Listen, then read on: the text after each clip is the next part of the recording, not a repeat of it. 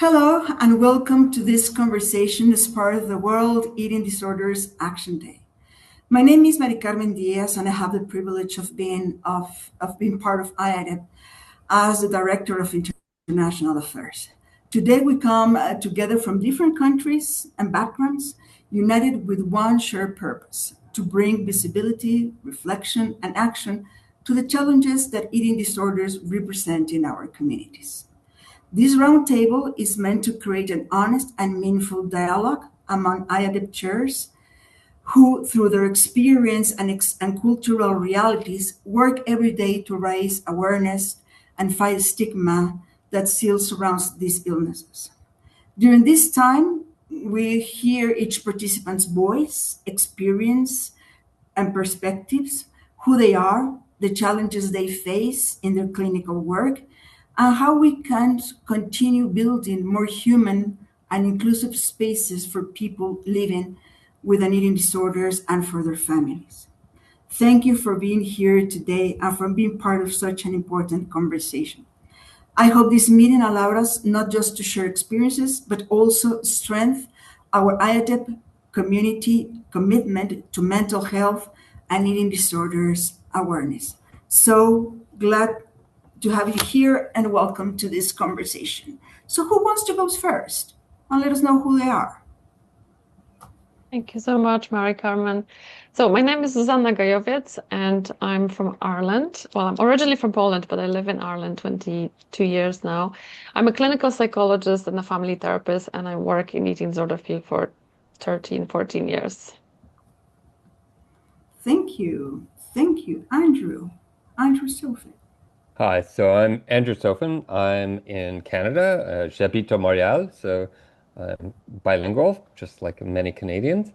I'm a family therapist, and so I do a lot of work outpatient in the Montreal area in eating disorders, and I work sometimes very much in tandem with the Montreal Children's Hospital when they have clients that they feel would really benefit from family therapy. So it's Canada's an interesting treatment landscape, I'll put it that way. Anyway, and I've been doing this 30 years now. 30 years. Wow. So, welcome, Lynn from China. Thank you, Mary Carmen. Hi, my name is Lynn Zhang. I'm a clinical dietitian who works in China. I'm a US registered dietitian. I started off my job as a comprehensive dietitian.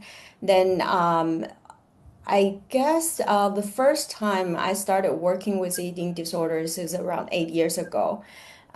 So I'm very glad to be here and to share about my thoughts about eating disorders. Thank you so much. And knowing that it's 3 a.m. in the morning for you, thank you more Oh, yeah. for being here. Really, thank you so much. So, which are the challenges you see in Canada, Andrew, in the treatment of eating disorders? I think it's a very huge question, but It's so Canada we're a single payer, publicly funded medical system. So we're very good when it's the crisis. Somebody ends up in the hospital and they need treatment right away, you're going to get it. But the early on, that is where obviously there's not as many dollars for the early onset of eating disorders. That is usually left to outpatient therapy settings, such as myself. There are some clinics that are publicly funded, and they try and do a lot of preventative work. But because it's a public system, the money really ends up going to when people are really at the hospital level of care. So we do not have like the residential programs like the US has. It's really hospital level, day programs, and then outpatient. Those are sort of our three levels of treatment. But it works quite well. We're very good at kind of mixing and matching and working together to find something that works for the client. I mean, the added bonus is obviously everybody gets treated here because it is a public system compared to the States where it's if you have good insurance, you get treated. You don't have insurance, forget it, you're done. Well, I worked in Boston, Lynn, so I was very much working in the private sector there too, where it was all about the person's insurance, unfortunately. Yeah. Okay, thank you. And what about Ireland, Susanna? Which are the So we also have public services and of course private services. So just to paint the picture, and of course Ireland is quite small, we have the public services. We actually have a very good national clinical strategy for eating disorders. It was developed in 2018. It was very welcome because when I started in the field, there was chaos and people would just go through normal adult mental health services, or children will go through the children and adolescent mental health services, and people wouldn't have the specialist knowledge to really work with eating disorders, or be very rare that people specialized in eating disorders. So that was very welcome. But then straight after 2018, we had COVID. So COVID really messed up the implementation of the national clinical strategy. So we're still in the process. It's much better than it was, but I think in terms of the public services, the challenge is that again, some teams were established, some teams are in the process of being established. Some teams still aren't full. It's also very hard to recruit people that would have the knowledge, and also there is a little bit of stigma, as we talk about stigma today, and many people don't really want to work with eating disorders. Eating disorders still have a bad press, so there's still a lot to be done. And then apart from the public services, which have all those different issues, and I think the main problem maybe with the public services as well is long waiting lists, and that they overloaded with cases, because quite often they have very big catchment areas. We have two private hospitals. Again, that would be dependent on your private insurance to be able to be treated there. And then we have two private residential treatment centers. So I guess for such a small country, it's not bad in a way, but I guess where we struggle as well is the transitions from different levels of care. I think the treatments tend to be quite disjoint and people really struggle. And we know that the transitions are usually the most challenging, and the rates of relapse are highest at that time. So it's something that definitely Ireland can work on improving. And I think another part of the problem is to develop more community-based outpatient services that we definitely need more, because at the moment there's only a few teams here and there. As I said earlier, the full clinical program wasn't implemented yet. Thank you. Very interesting, Susanna. And Lynn, what about in China? Well, I guess we have the same situation. China is very big, but as I know, the clinical, especially the medical care powers, mostly crowded at the big cities like Shanghai or Beijing. And as I know, like the most residential clinics at the big cities, but like for small cities, we have hospitalization, just general hospitalization, mostly deal with the patients like severe issues, but not providing a very long-term psychological plus physiological services. And also for outpatient consistent services, I think we still need more of professional powers, more of professionals who are interested in treating eating disorders, because this is a completely different disease than the others. And very interestingly, I just saw a recent national epidemiological survey showing that the prevalence rates of anorexia nervosa and bulimia nervosa among children and adolescents are respectively 1.08% and 1%, which means like there is one person with either anorexia or bulimia among 100 kids. This is quite high in China. We are actually having lots of study opportunities and a lot of trainings to make the awareness of this disease more of increasing. However, I think most of the experiences are from research and from internationally, and we have to adopt our own way of treating eating disorders that fits Chinese culture. And for parents and for most of the families, I think the awareness of this disease is very important.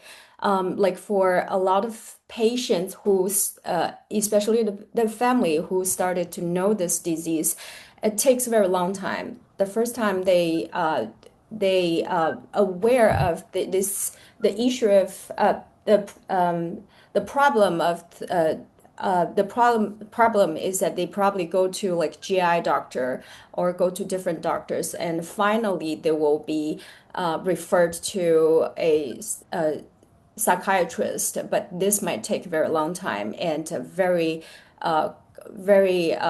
academic costing. So I guess this is our challenge. We need more of awareness of this disease and more of research and clinical treatment protocols to be done to make a standard treatment for the kids all over our country. Thank you. Do you think it's important to that general doctors, they need to know more about eating disorders so they can recognize in early stage the disease? What do you think, Andrew? Absolutely. I think we all know the sooner you catch it, the better the prognosis. And I mean, I really, really wish that, I mean, and I think it's better with younger doctors and things like that. They're coming, more recent graduates and stuff. But that there really needs to be, like in Canada, there's very much the family uh, doctor model where you start with your family doctor, then you get referred out. That's sort of embedded in the system.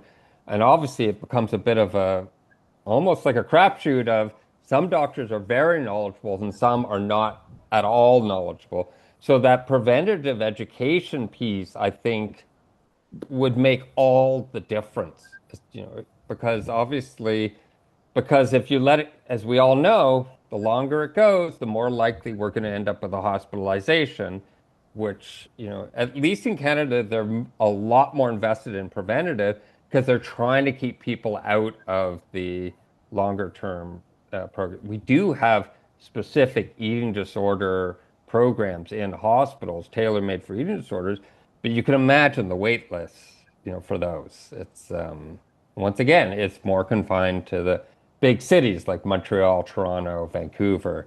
If you're in the middle of, Saskatchewan or something, forget it. Nothing's going to happen. And then it really is your primary care doctor. But I'm happy to know, like my daughter's in med school now, and she says that they're getting a lot more training around it, and so compared to say some of the older doctors.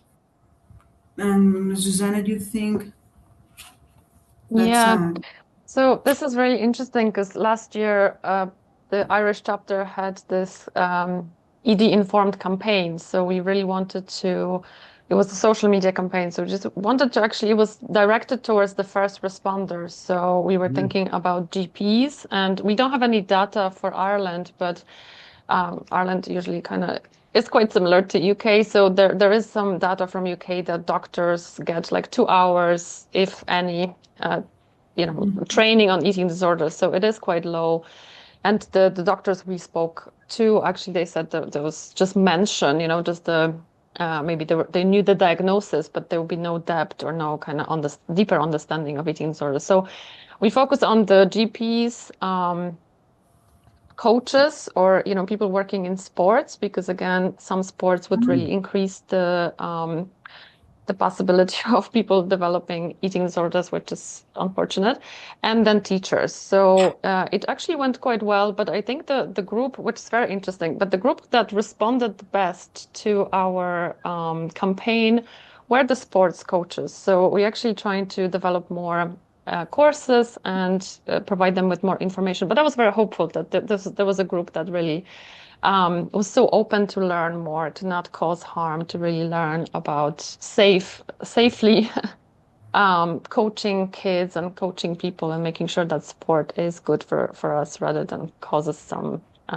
more complicated diseases. So yeah, so that was our experience. But absolutely, because I think when we focus on the first responders, we overcome the first barrier, which is, like Angie said, just recognizing it on time, because the longer the person has an eating disorder, the more it gets wired into their brain and it develops all this avoidance and anxiety around different behaviors. So it's harder to treat then. Lynn, what's the experience in China? They are very well trained in eating disorders in universities, for example. I guess the situations are the same with in Canada or Ireland. So we have two extremes. The most of GP doctors will know eating disorders, but they will like firstly like notice the patient might have some symptoms and will precisely refer the patients to specific professionals.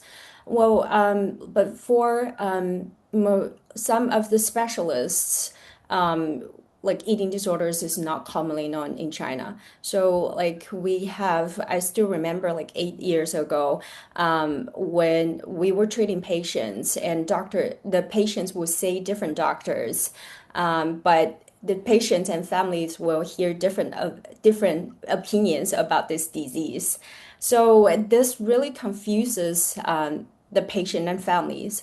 But nowadays, we have support from the nation and especially the national channels are starting to advertise and not started to promote about eating disorders, and especially because right now, like losing weight is very common in China, and I think for health perspective, but also for younger adolescents, they might get confused following the like food guidelines, and they want to eat perfect, but also the national channels are mostly like also promoting people to know there's a disease that could be caused by extreme eating. So I guess more of the doctors that knowing about this disease, because as I mentioned before, more of the especially young kids are getting this disease, and so and we like more and more trainings are being hosted every year. So we're still learning. Yeah, interesting, because it seems that in this time that we have technology, we have social media, artificial intelligence, it seems too hard to believe that doctors they don't have all this information when a patient they see the patient, right? It doesn't sound to me quite right. Why? If we have a lot of information, why these doctors they don't have the information they need? Why do you think it's the problem there? I, I think it's I stigma. Sorry, stigma, Andrew. Yeah. but I think there's also, we live in this sort of, the Instagram world where, look, we still live in a culture that's obsessed with, especially for women, thinness, of having a specific, body size. Remember that Barbie movie, it very, very succinctly, portrayed that. And I think doctors are just as prey to that as well. I've heard doctors say, "Oh, but she looks great. She's so thin."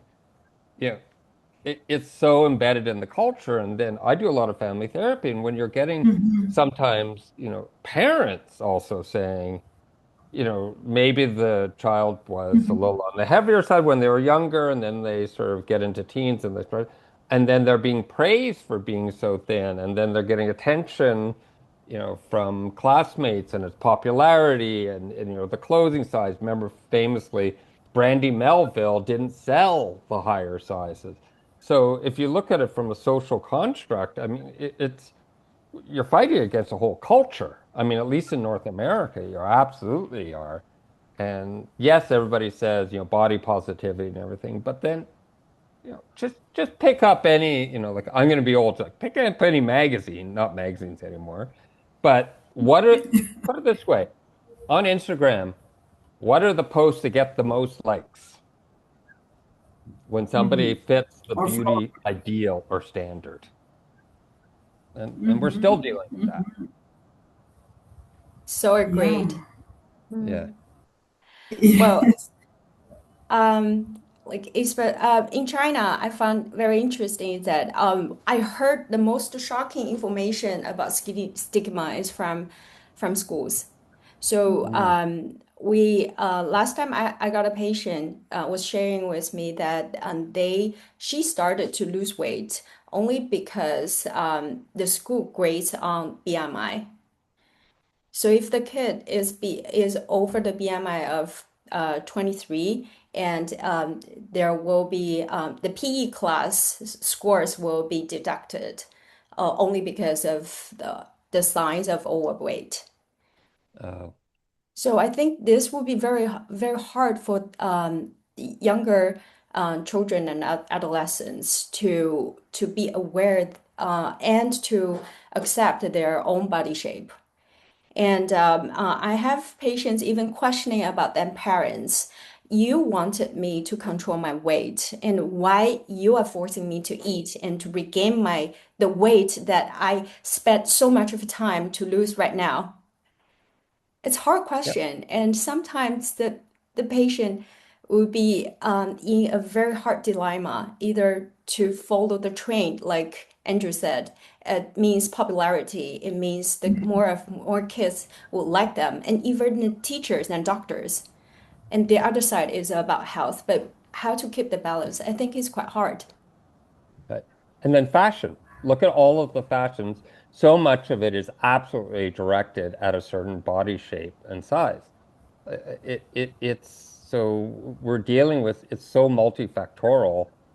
And then when we come in and sort of saying, well, healthy eating or things like that, and now especially with the GLP-1s, it's a very much a socioeconomic thing as well, because basically thinness means wealth Mhm. because you can afford either GLPs for adults, or if you're younger, you can afford fresh fruit, fresh foods. I think in most places we live, there's food deserts in where you have lower socioeconomic populations where fast food is cheap. But you're the dietitian, Lynn, you know that it is not healthy food. Mm. Right? Right. Yeah. It's hard for me to, as a dietitian, to involve as well to treat eating disorders because, like I am, or eating disorders dietitian would be so different than Mhm. a general dietitian who mostly promotes healthy eating and stay away from sugar, from fried food. Um, I think it's quite hard to balance and tell my patients that you can eat anything, but all about moderation. And I was thinking about why adolescents would be the most disastered age on this disease. I guess because I see some babies and see some very young children. The parents would really have a healthy concept started to implant to the kids from very young age, and they cannot eat too much of sugar, and they have to eat very healthy every day. I think this is very hard for the kids to actually to accept. Sometimes they can be not perfect, can have some leisure of having like a candy bar. So Yeah. I think it's hard, just hard. So that's why awareness about this disease is very important. Yeah, you guys covered the weight stigma. I think it's so prevalent, and it's actually probably getting a bit worse with the GLP-1s now. But it's really interesting that I think, our clients usually are the really sensitive, very kind of clued in, really caring about other people's opinion, caring about what other people think. So, and we know this even from the general population that little girls usually are very outgoing, very strong. Actually, they usually kind of more confident than young boys, and then around the age of 8 or 10, their confidence just goes down. That's kind of pretty much and the age is shifting now. I think it's younger and younger kids kind of figure out what the world is about, what the world cares, and also I can see that in my work that it's moving to boys as well. There's a lot of boys that I would see 10, 11 that would maybe, I don't know, watch something of like what Ronaldo eats for breakfast, or, would get to this healthy eating through sports or through wanting their body to look,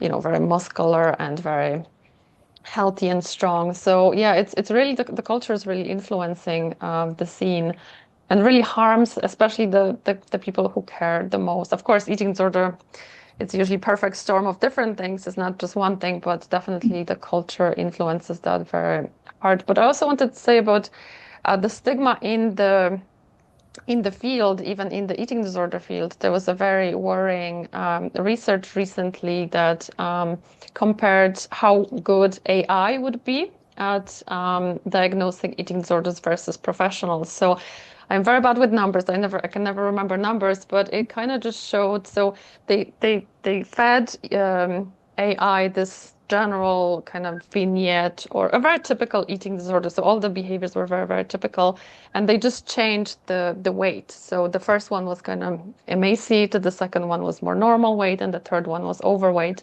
And the AI was actually quite good at recognizing eating disorder. Of course, the rates went down as the weight was higher, but like the numbers weren't that bad. Whereas on the professional side, it was like 20%, 30% of professionals would recognize eating disorders, particularly in the higher weight. So yeah, so I think we still need to do a lot of training, which makes me very excited that we are all here, and makes me very excited to be part of IADEP that is so invested into training and promoting best practices in our field, because I think there's still so much to be done in terms of all professionals, not just professionals in general health and mental health, but even in our field, in eating disorder field, to really make sure that we don't follow the misconceptions, and particularly probably from the culture, the idea about the weight and the BMI as a barrier to accessing treatment it's still there, sadly. Yeah. Yes. And it's such a family thing too. I mean, because as we all know, Mm. I mean, look, anybody who's worked with, you usually see, the teenager, and then you look at the parent and you find out more about the parents. You're like, oh, great. Guess what? One of the parents also has an eating disorder, but they hovered outside of treatment range, right? Mm. And you see Wow. it that, one of the grandparents, and you see it like going through the generations. And Mm. because there's that, quest for thinness and that quest for the beauty Mm. myth and all those things, they're like, well, no, it's great. They're like, well, just basically you have a parent saying, hey, just hover outside of, not hospital level of care. And I'm like, no, it's like, Mm. this is serious. And then I'm turning to parents and going, do you understand that you have an eating disorder too? Mm. I had a father where they said in the family, they said, oh, dad's got a loose throat. Loose throat. It's bulimic. He's got a loose throat. Sometimes he can't keep his dinner down. Wow. Mm. So you see like how families will create sometimes such complex narratives to get away from the Mm. stigma of the eating disorder. So that Mm. that was my also one of my questions. Does stigma can come from the family as well? Oh That say, yes. oh, she just need to eat more. That's it. Not a big problem. That I, that could be also possible. It's not just only from the outside, right? It's oh also, God. yes, can come from families. I would argue it's one of the biggest influences, is family, because family since day one. And if you're any child's looking, we all grew up in families. We look at our parents as the role models of what it means to be adults and what it means to be in a relationship and all this stuff. And if you see, say, one of the parents, dieting all the time, and the other one being very happy about when they look better in a bathing suit or things like that, or being very upset when maybe they're eating too many chips. What's the message to the kid? How do you get love? How do you get attention? Kids are monkey see, monkey do. So often, all they are doing is they are absolutely mirroring things that they've already seen in their family. But how many couples really talk about that? Where say one person saying, "Yeah, you know what? I don't really love my partner when they're overweight." Nobody's going to say that, but we all know it's with some couples, it's true. And Right? children are seeing all that stuff in their family dynamic, right? Yeah, it's what you see is what you learn. Yeah. Yeah, I would like to be very careful about the narrative around that because I think families already get a lot of shame and blame. So I think Hmm.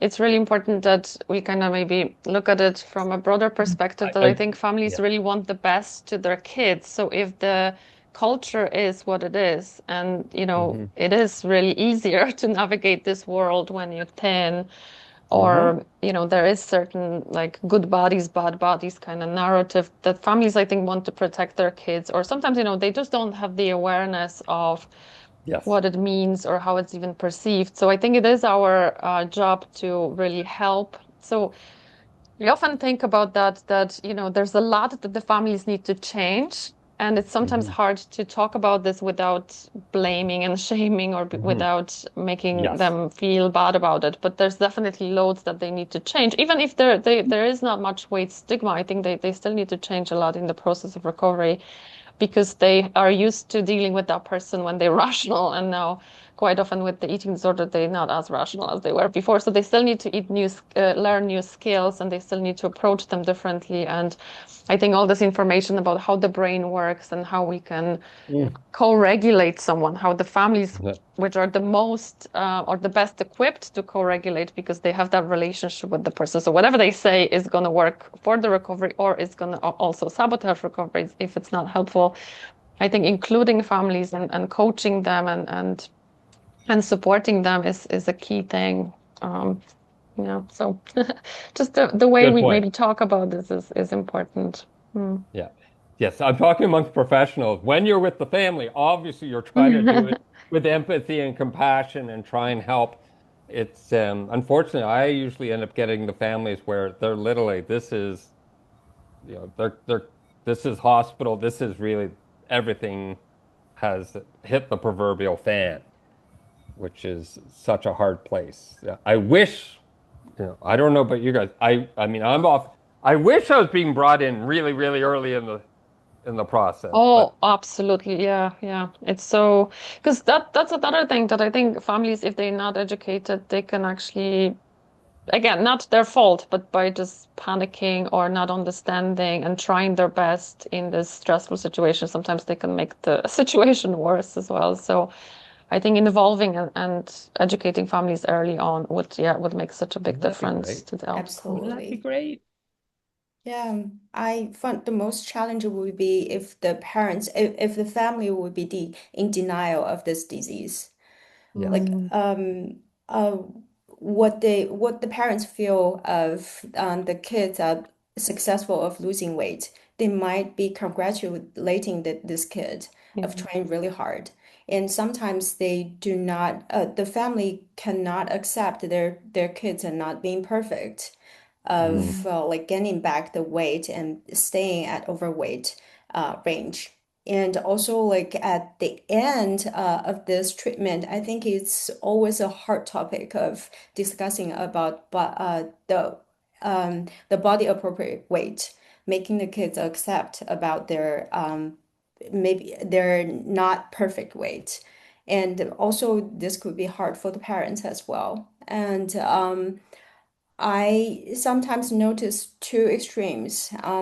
Like for parents support, sometimes they feel they could be the reason of causing this disease, or their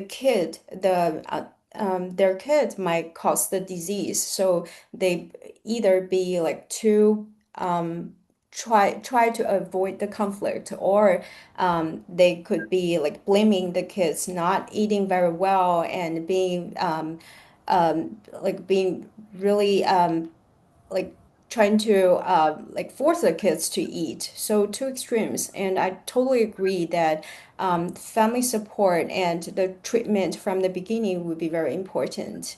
Um, like sometimes like treating eating disorders is kind of opposite than treating depression. So we like we respect and we empower the patients to trust their own force, but it would be very important. It would be very hard at the beginning. Mm, Good point. yeah. Yeah, all Yeah. all are good points. So, in terms of time, I would like to start closing our conversation, if you're okay with. And I would like to ask how IADET has impacted your professional life, and why do you feel it's good to be part of IADET? If you can share that with me. I already started that a little bit, that Okay, I I'll really go again. Okay, okay. no, I was it's trying. fine, it's fine. So yeah, I really like the fact that this is an organization that is focusing on the education and supporting professionals in doing better and continuous education. And also I love this the fact that we are international, that we keep learning from one another, that we can share the cultural differences and we can understand that eating can have different meanings in different parts of the world, that the bodies can be perceived differently. So I really like that it's international and that we have this much broader community discussion, not just one standard or evidence-based, but we actually also expanded to the cultural differences, different languages, and that's very interesting, Lynn, that you said that the treatment has to be really adapted to the culture because yeah, it's so true that we can't just implement something that was created in one part of the world just without taking that into consideration. So that's so interesting. Thank you. Yeah. I share your thing of sort of the idea of really recognizing that it's so multicultural. And what I really like about IDEP is that we get to hear all of the different perspectives, which then helps us inform our own, views on it. And especially coming from like an incredibly multicultural country like Canada, where you have, large populations from all over the world and being able to understand, like say more like Lynn, if you're saying, okay, so from a Chinese perspective, if I'm working with a first generation Canadian from China, it's going to be really important to understand the cultural sensitivities. It's that education and connection and being able just to be able to talk with like-minded, professionals where we all end up growing. That's what I really like about iAdapt. Thank you, Andrew. Um, IDAP to me is more of like a recharging place.